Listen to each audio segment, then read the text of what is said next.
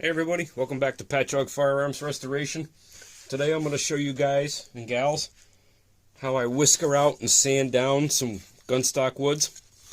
I have two pieces from an old H&R Topper, the fore end and the buttstock, and I'm going to show you the process I go through to get a good sand job and get that first good coat of Truoil on here so that it fills in all the pores and makes the finish look good as you put the preceding coats on. So I got a few things on the bench today. Of course, I got the furniture. I got several grades of sandpaper. I got 220, 320, 400, and I have several pieces of Scotch-Brite, some fine Scotch-Brite. I'm going to use one dry right before we put the Truoil on, and then I'm going to use another one wet with the Truoil, rubbing in circles to get everything to fill in the grain when we get close. I also have a couple of sanding blocks today, a spray bottle, a mister with nothing but regular tap water, and I got a heat gun, but if you guys only have access to a hair dryer, that works just fine too. So I'm going to start off. This one's in pretty good condition, so I'm just probably going to start off by hitting it with 220 grit, and we'll sand it and get it down to 220 really good. I'm going to start with a sanding block, and I'm going to start with the rubber one actually. And we're just going to go for it. Start sanding with the grain.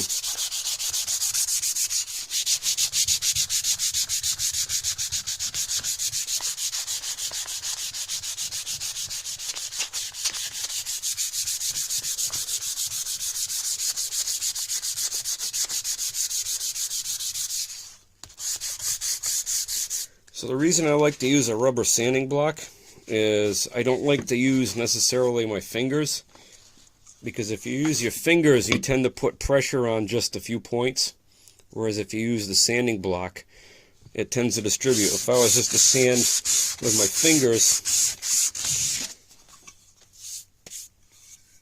you can kind of see where I'm putting in more sanding on just a few spots, and then these spots are getting neglected. But if you use a pad, even just a soft rubber pad with your fingers, it distributes the force better and you get better overall sanding.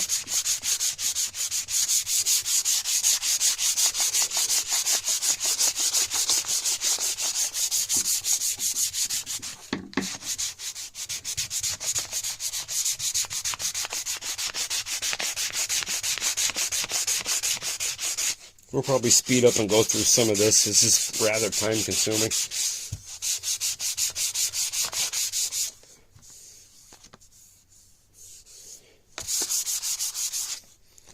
220 is doing pretty good, but unfortunately that's my last sheet, so I'm going to switch to some 180. As soon as I find it.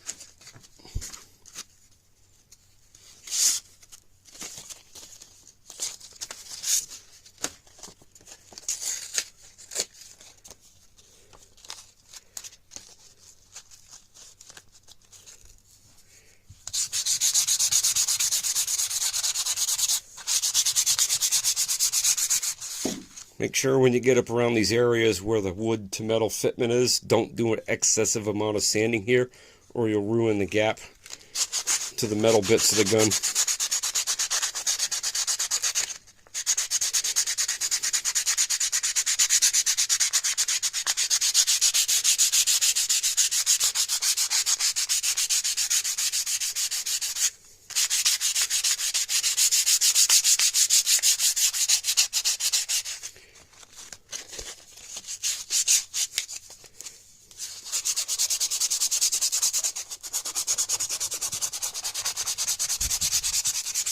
Always do the curved surfaces first before you do the flats.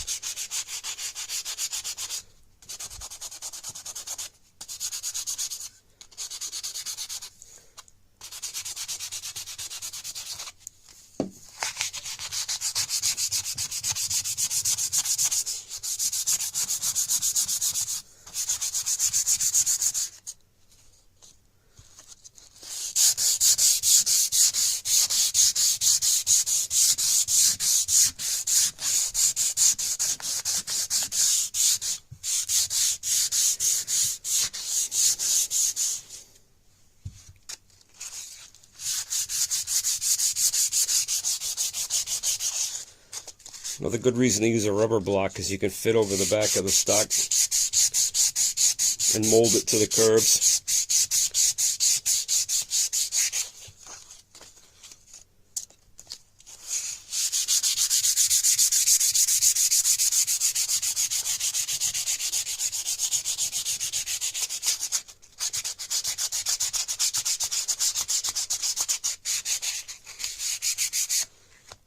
For the very back here, because there's a little bit of excess left, I'm going to switch over to a little bit harder block.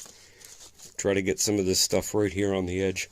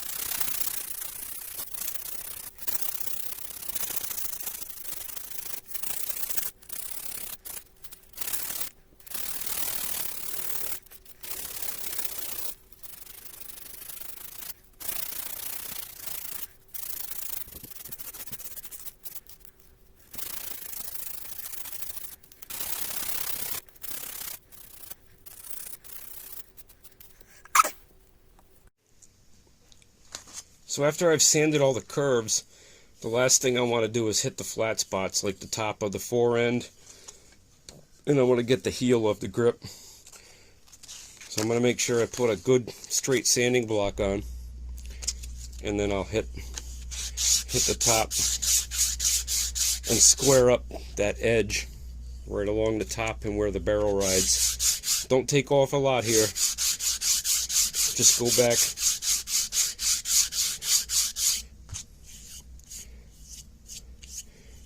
Go back and crisp up that edge along the top, and then I'm going to get a couple flats back here. Take your time, get the sandpaper at just the right angle. Just hit it just a little bit, just enough to take, and get down to the grade of the sandpaper you're using. If you take off too much, you'll end up with it looking poor with metal later. So the heel of the pistol grip, you see you got a little chip here, but then see how it's all rounded in here? We want to crisp up this edge. So after you've done sanding on all the rounded portions, get your sanding block and hit it on the top.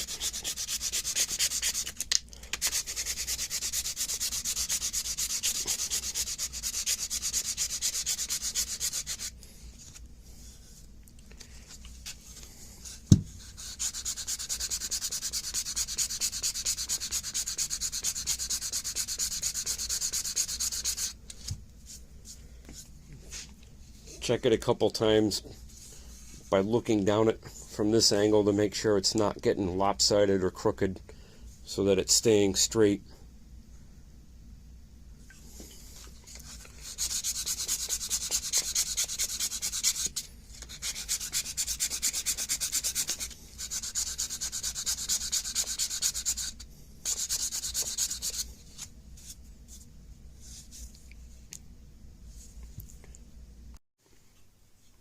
Okay, so we got that back. We cleaned up this edge a little bit. I'm also going to take this opportunity just to block out just a little bit on the back end of the buttstock, just to clean it up a little bit and make sure it's nice and straight and nothing's sticking out off the back. And then up here at the front, we're right here. This fits in with the receiver. We don't want to take a lot off, but there's a little dirt in there, so I'm just going to lightly hit it, just to make sure there's no junk sticking out. This is one of those spots where you don't want to take off an excessive amount of wood, because you can never put it back. Just clean it up a little bit. Just make sure it's smooth and that it'll fit back up against the receiver again when you're done. If you're not so sure at this point, stop, get the receiver out, fit it back up, make sure it fits good. Okay, so we're done sanding with the first set of sandpaper, the 180. So the next thing I like to do is I get my mister, and we'll saturate the pieces with water.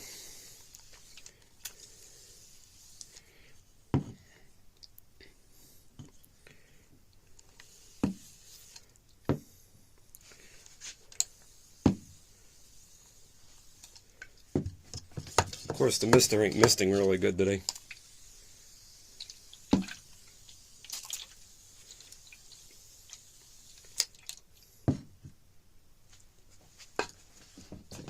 And then I get a paper towel, and I just wipe off some of the excess. Make sure it's still wet, but take off the majority of the crappy water. And then we fire up the heat gun and dry it. So this is where the heat actually will make all the whiskers in the wood raise.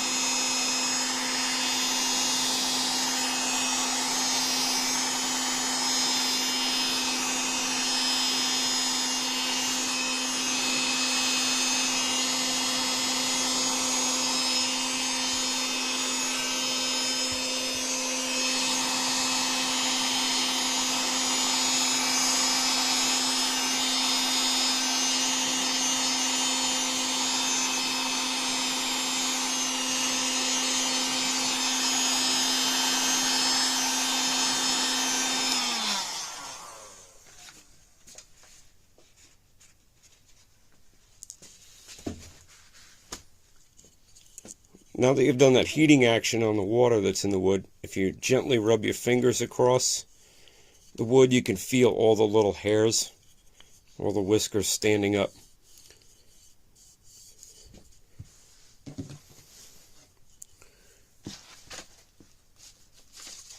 So now I'm going to switch and do the same thing all over again, sand the whole entire thing with a finer grade of sandpaper. This time we're going to use 320.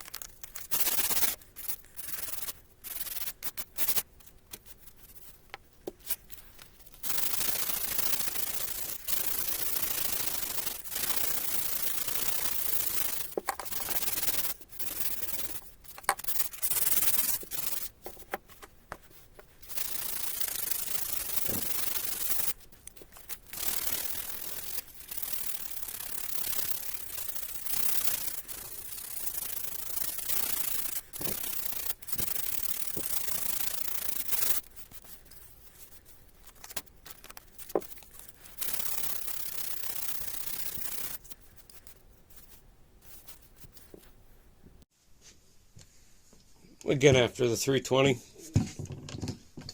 mist the wood.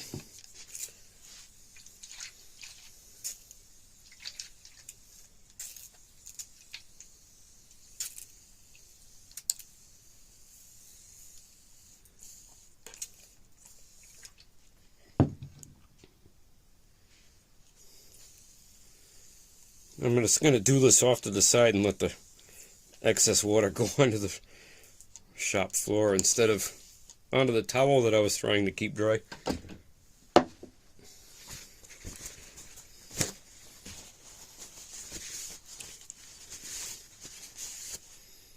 Wipe the excess off with the frickin' paper towel. And we're back with the heat gun again.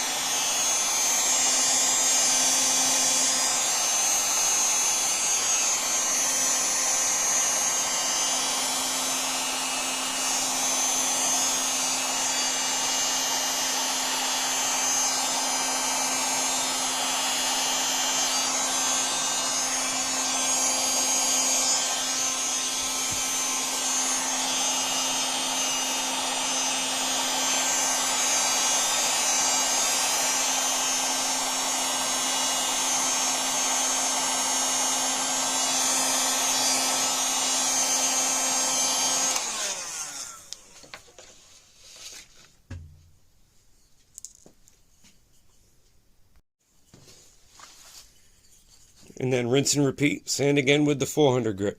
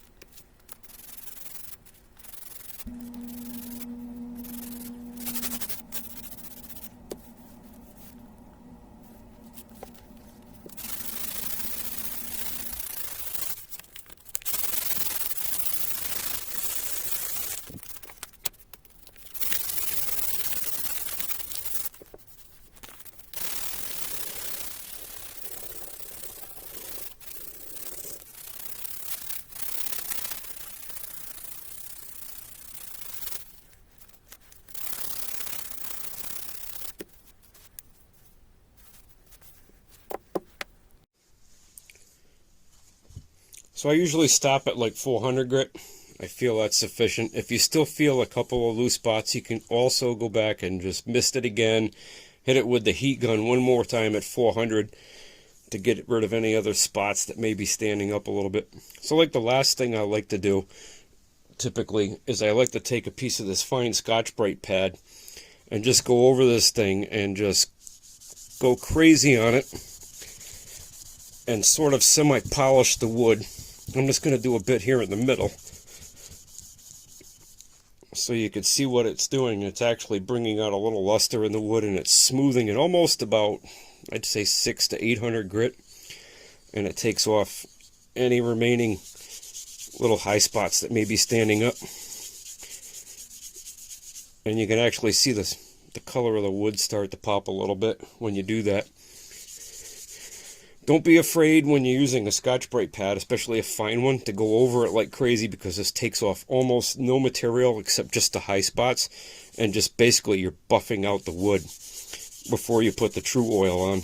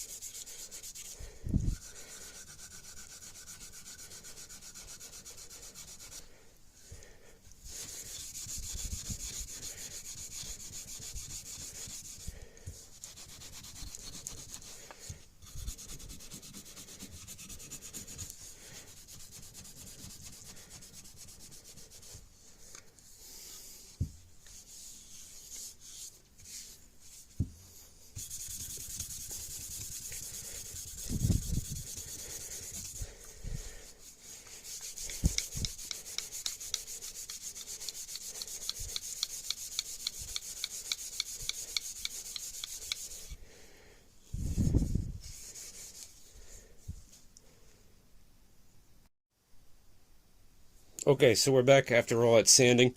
I've attached my little extra helping hand here.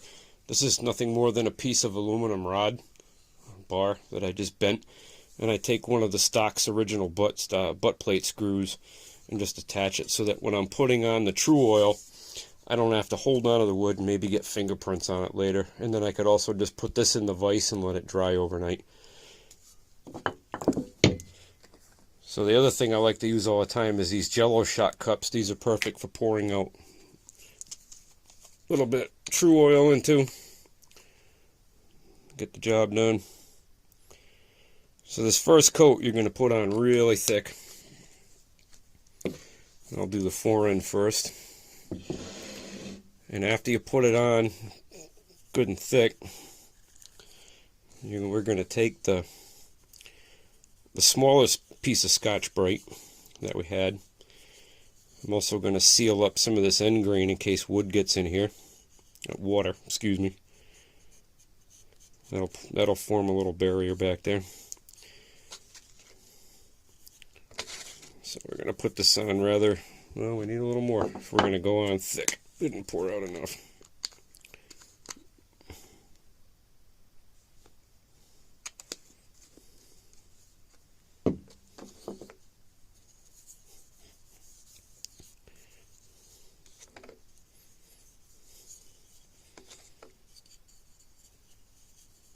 Go ahead and slather it all on that wood. And then what we're going to do is we're going to take the Scotch-Brite and we're just going to go in circular motion. And this is going to lift up little bits of wood, and sand it, and then it's going to drop it in all the cracks and fill it and seal it.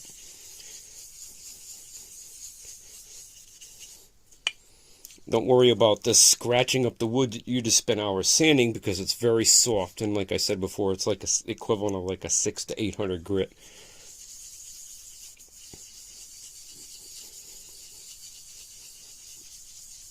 All the subsequent coats we're probably going to rub with the grain.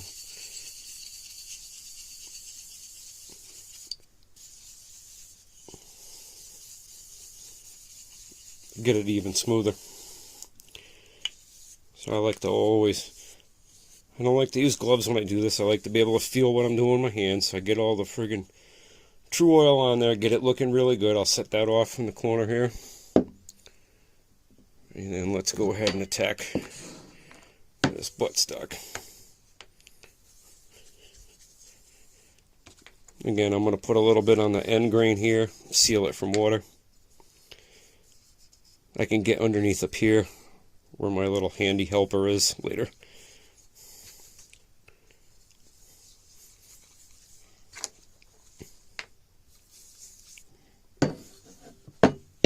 Gonna need some more oil.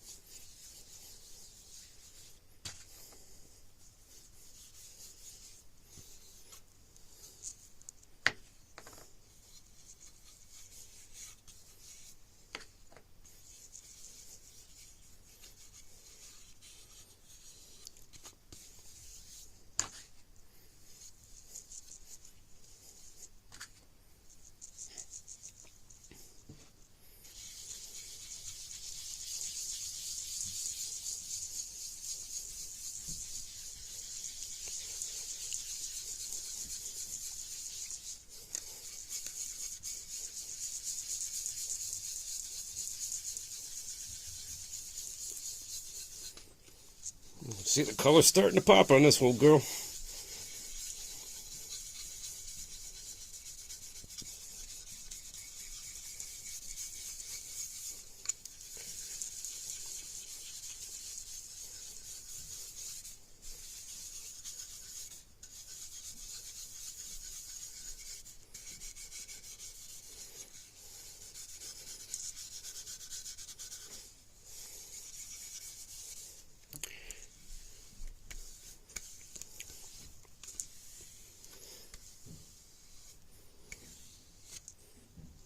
Here we go.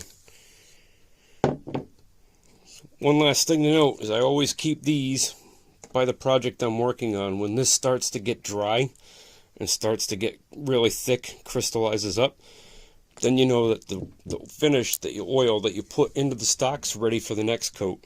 So you can leave this, and usually what you'll see is I'll have a stack of these next to a firearm as I finish it, and then when I'm all done with the firearm, I throw the stack away.